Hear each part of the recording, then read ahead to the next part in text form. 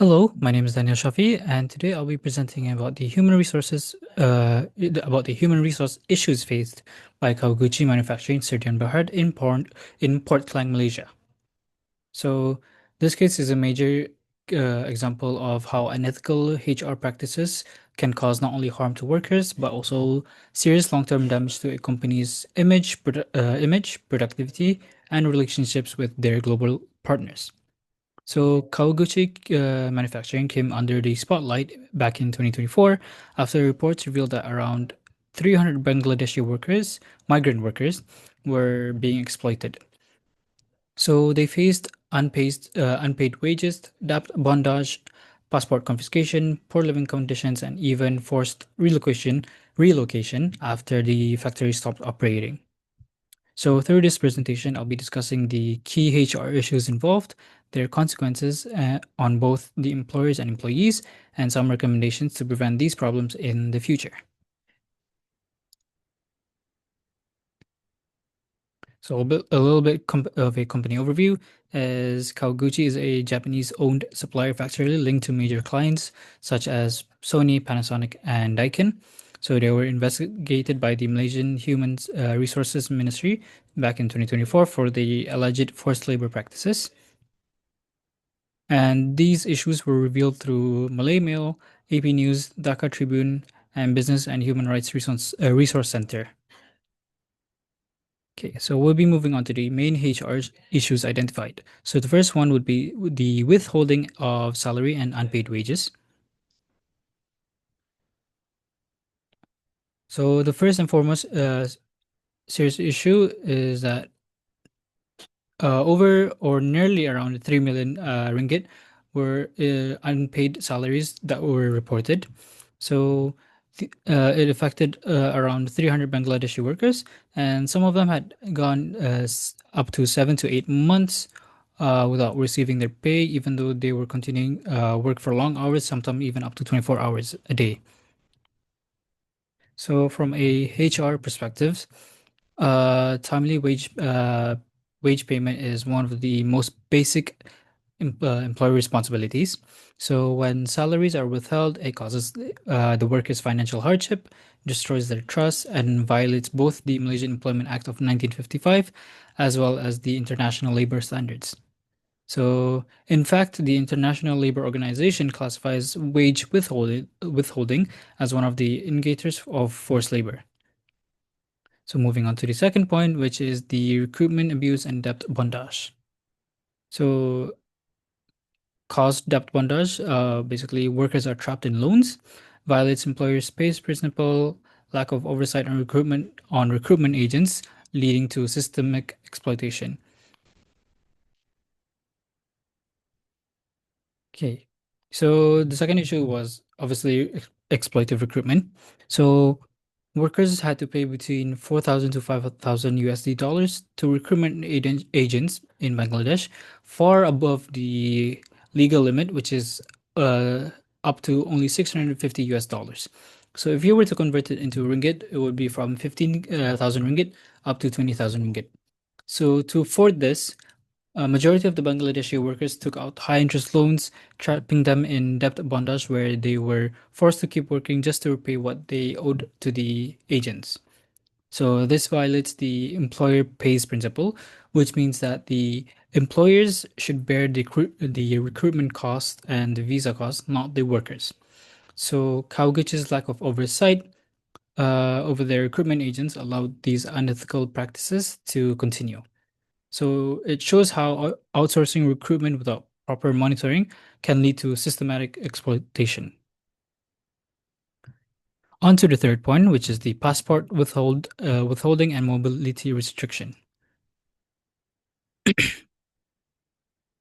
So passports were confiscated as soon as they had arrived in Malaysia. This meant that they couldn't quit, move to another job, or even go home in case of emergencies. So this practice is not only unethical, but it's also illegal under both the Malaysian law and the ILO standards. So taking away someone's passports removes their freedom of movement, creating a form of psychological imprisonment.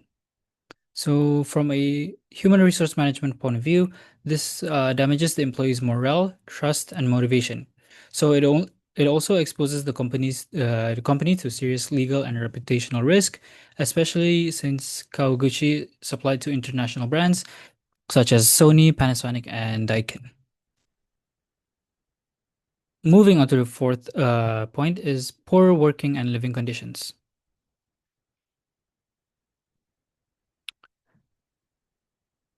There were reports that revealed that many workers were made up to work up to 24 hours straight, sometimes with no proper breaks or days off. So they also lived in cramped cramped housing or dormitories with poor hygiene and sanitation. So these conditions violated the Malaysian housing laws and international labor standards. They also created health and safety hazards, especially during the COVID-19 pandemic. From a HR's standpoint, the environment where workers live and work directly affects their morale, safety, and productivity. Poor conditions lead to higher absenteeism, low motivation, and also higher turnover rates. And then moving on to the last point is the discrimination and inequality based on their nationality. Uh, Majority of the Bangladeshi workers were given way harder tasks, paid less, and also housed in worse conditions compared to the local Malaysian workers. So such biasness clearly violates the principles of equality and inclusion in modern HR management. So when workers feel discriminated, it reduces their teamwork, increases conflict, and lowers the overall morale in the organization. So now we'll be moving on to the consequences uh, of the issues. So the first would be from the employee's perspective. First, the company suffered major reputational damages. It was publicly accused of slave labor practices in major news outlets like the AP News and Malay Mail. Not only that, it damaged the relationships with its global brands and threatened its contracts. So the second one would be the company faced legal investigations from Malaysia's Ministry of Human Resources. There were also potential risk of export bans under international laws that prohibit goods made with the forced labor. And the third would be these issues led to the operational disruptions. So workers protested for their unpaid wages. So then production was also delayed, and the trust between the management and the staff broke down quite heavily. So looking from a employer's perspective,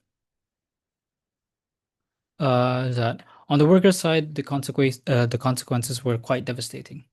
So many faced financial collapse as they couldn't repay their recruitment debts or send back money home to their families.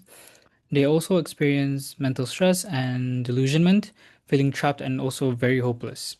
With having their passports confiscated, it took away their freedom and also their human dignity. And the suffering didn't stop with themselves. It also affected their families back home in Bangladesh.